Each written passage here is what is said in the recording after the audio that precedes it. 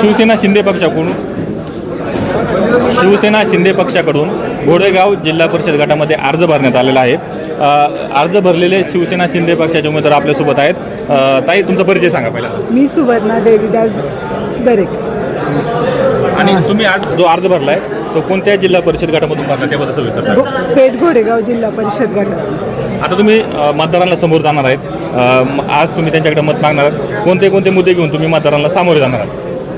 मी विकास ह्या मुद्द्यावर सामोरी जाणार आहे आणि आत्तापर्यंत दरेकर साहेबांनी जी कामं केलेली आहेत आणि अजून कामं करायची आहेत ह्या मुद्द्यावर मी सामोरी जाणार आहे। आज तुम्ही अर्ज भरला आहे, प्रचाराला कधीपासून सुरुवात करणार आहेत? काय ऑलरेडी प्रचार सुरू केलेला आहे तुम्ही? बऱ्यापैकी माझा प्रचार झालेला आहे आणि उद्यापासून मी परत प्रचाराला सुरुवात करणार आहे। घोडेगाव जिल्हा परिषद गटामध्ये कोणते कोणती कामं आता सध्या पेंडिंग आहेत? कोणती कोणती कामं तुम्हाला निवडून आल्यानंतर पूर्ण करायची आहे?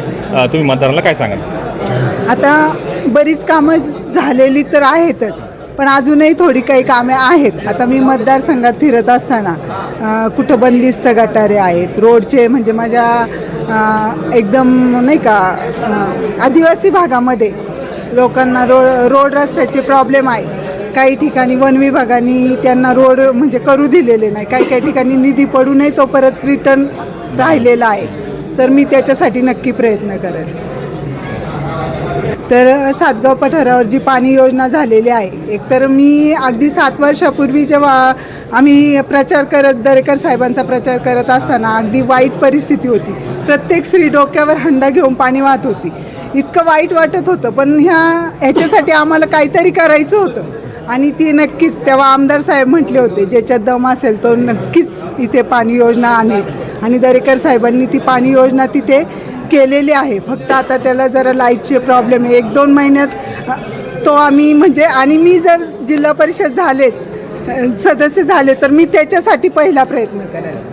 नक्कीच ह्या आपल्यासोबत होत्या सुवर्णाताई दरेकर। यांचे पती याआधी घोडेगाव जिल्हा परिषद गटामधून सदस्य होते। सातगाव पठारचा महिलांच्या डोक्यावरचा पाणी हंडा उतरवणार असं यांचं म्हणणं आहे। त्यासोबत केलेल्या दरेकर यांनी केलेल्या विकास कामाच्या जोरावरती मी निवडून येणार असंही त्यांनी सांगितलं। अमोल जाधव, पुणे सुपरफास्ट, घोडेगाव।